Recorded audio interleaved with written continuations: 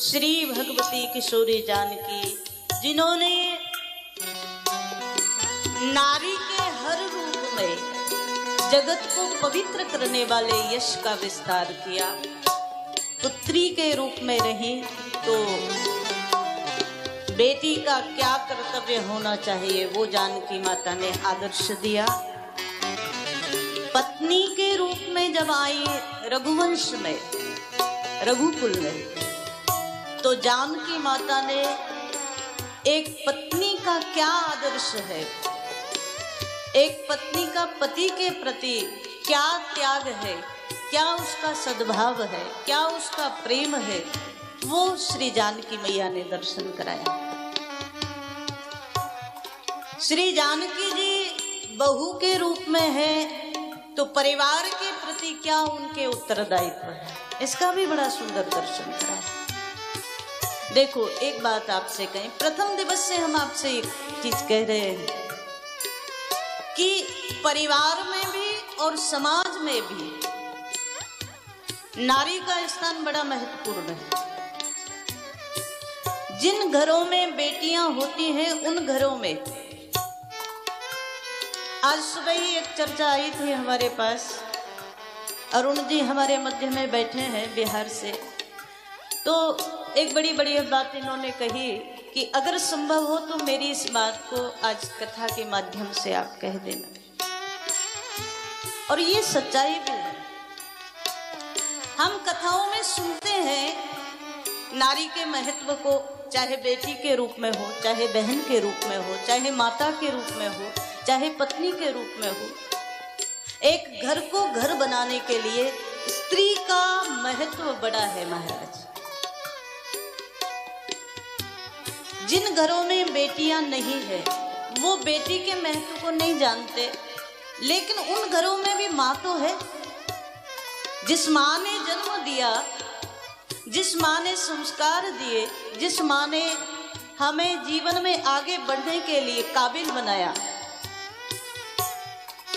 वो भी तो किसी की बेटी है। कहीं किसी की बेटी थी आपके घर में आई, लेकिन आज भी बहुत सारी स्थितियां ऐसी हैं घर में बेटी ना आए इसके लिए लोग व्यवस्थाओं में लगे। घर में बेटी जन्म ना ले और बेटी आ जाए तो लोगों के चेहरे बन जाते हैं, उदासी छा जाती है, शोक छा जाता है।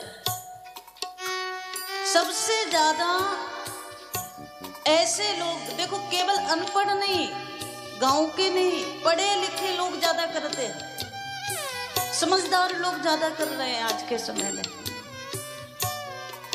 क्यों? घर में बेटी आ जाए तो क्या समस्या है?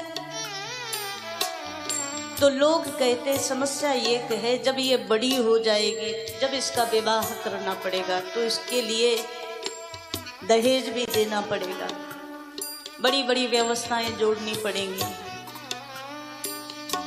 और आज अरुण जी ने चर्चा की कि अब क्षेत्र विशेष का नाम तो नहीं लेना चाहते क्योंकि ये समस्या तो सभी जगह की है।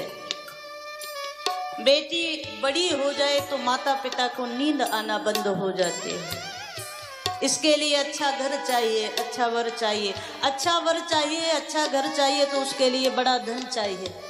ये सबसे बड़ी समस्या है। लेकिन आपको एक बात कहें, हमारे यहाँ वर को, दूल्हा को नारायण रूप कहा गया और वधू को लक्ष्मी स्वरूपा कहा गया है ना। दूल्हा जो है, वर जो है, पुत्र जो है वो नारायण और वधू लक्ष्मी। लक्ष्मी ही क्यों कहा गया? पार्वती क्यों नहीं कहा गया? सरस्वती क्यों नहीं कहा गया?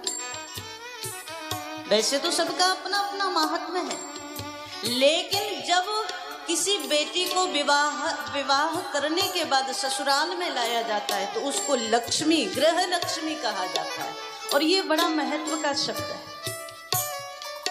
इसीलिए हमारे संतों ने ये नाम दिया कि तुम ग्रह लक्ष्मी को लेकर आओ, लक्ष्मी के लिए चिंता मत करो।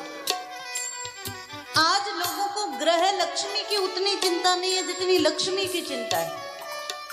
और एक बात आपसे स्पष्ट कर दें, कई लोग तो बेटे को अच्छा पढ़ा लिखा रहे हैं, किस लिए? अच्छी बहू मिल जाए, जितना ऊंचा पद मिल जाएगा उतना ज्यादा पैसा बढ़ जाएगा, है ना? होता है ना? और देखो, एक कठोर सत्य ये भी है कि ये किसी और की बात नहीं कर रहे हम, ये हमारे आपके सबके बीच की बात है। जब बेटी का विवाह करना हो तब तो दहेज खटकता है, कैसे करें, दहेज बड़ी बुरी चीज है, नहीं लेनी चाहिए, बंद होना चाहिए। जब बेटे का नंबर आए तब, जब बेटे का नंबर आए तब अच्छा लगता है ना? यही समस्या का विषय। किसी माता पिता ने जन्म देने के बाद 20 वर्ष 22 वर्ष जिस बेटी का पालन पोषण करके, जिसको शुभ संस्कार देकर, जिसको अपनी परंपरा के संस्कार देकर आपके घर में लक्ष्मी बना करके भेज दिया हो, उसके बाद भी तुम किसी और लक्ष्मी की चाह करो तो तुमसे ज्यादा दुर्भाग्यशाली कोई नहीं है महाराज। केवल ग्रह लक्ष्मी की चाह रखो, लक्ष्मी की नहीं। यदि समाज में परिवर्तन लाना है और यदि समाज में, अच्छा दूसरा भी पक्ष देखो, आप चाहते हो कि बहू आए तो घर में बड़ा धन लेकर के आए, साजो सामान लेकर के आए, लेकिन किसी की बेटी जिसने अपने घर में अपने माता पिता को कभी ना कभी सिसकते हुए देखा होगा कि इसके लिए, इसके विवाह के लिए हमें बड़ी व्यवस्था जोड़नी है, और उसके लिए चिंता में देखा होगा। कई बार तो ऐसा होता है महाराज, ये दहेज रूपी दानव के लिए बेटी के पिता को अपना घर बेच करके बेटी का घर बसाना पड़ता है। इतनी कठिन परिस्थितियां। ऐसे में जब वो बेटी तुम्हारे घर बहू बन करके आएगी तो क्या तुम्हारी सेवा करेगी? सच्चाई कहना, सेवा करेगी? तुम ये भी चाहते हो कि जो हम मांगे वो भी मिल जाए, और उसके बाद में बेटी जो आए बहू बन करके किसी की, तो वो घर में आकर के सब सेवा भी करे। जिसके घर में बहू के लिए दहेज मांगा जाता है ना, मांग रखी जाती है, वहां बहू तो आ जाती है पर वो सम्मान नहीं दे पाती परिवार वालों को, वो सेवा नहीं कर पाती। यदि सेवा चाहते हो, यदि सम्मान चाहते हो तो अपने आप पर भरोसा करो। क्यों तुम्हारा बेटा इस काबिल नहीं है कि खुद कमा के खा सके?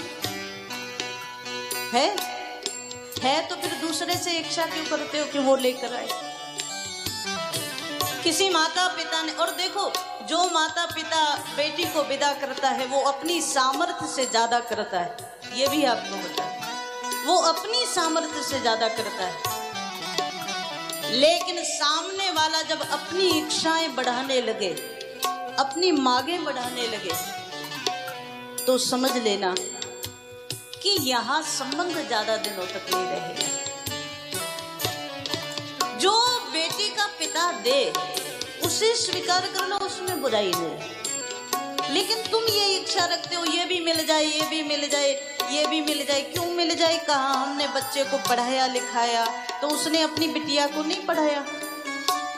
तुम कहते हो हमने अपने बेटे को बड़े जॉब में लगा दिया, बड़ी कंपनी में लगा दिया, तो उसने अपनी बेटी के लिए भी कुछ किया होगा ना।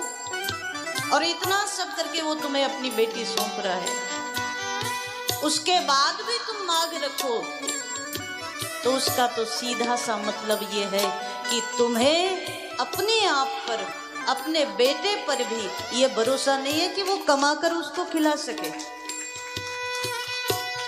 उसके पेट भरने की व्यवस्था तुम उसके माता पिता से लेना चाहते हो, तो तुम्हारे से ज्यादा दुर्भाग्यशाली कौन होगा? समाज में यदि सीता जी को पूरा आदर देना चाहते हो, पार्वती जी को, लक्ष्मी जी को, सरस्वती जी को पूरा सम्मान देना चाहते हो, तो संकल्प लो हमारे घर में जो बेटी है उसके विवाह में भी हम सामने वाले की मांग बिल्कुल पूरी नहीं करेंगे। हाँ, हमारी श्रद्धा होगी, सामर्थ्य होगी, वो जरूर देंगे, लेकिन सामने वाला सोचे कि तुम्हारे घर से ही मैं अपना घर भर लूं, वो बिल्कुल मत करना। तुम बेटी दे रहे हो, कोई कचरे का डिब्बा नहीं दे रहे हो कि ये भी ले जाओ और साथ में धन दौलत भी ले जाओ, पर इसे ले जाओ, बिटिया दे रहे हो। और जब बेटे का नंबर आए ना, तब भी ये बात दृढ़ता से पकड़ करके रखना, आपकी ओर से कोई मांग ना चले जाए। और इतना भर कर लिया ना, तो ये बात निश्चित मान लेना कि आपके परिवार में फिर जो बहू आएगी वो सीता जी के रूप में आएगी, वो सेवा करने के भाव से आएगी, वो श्रद्धा से आपके परिवार को अपना मानेगी।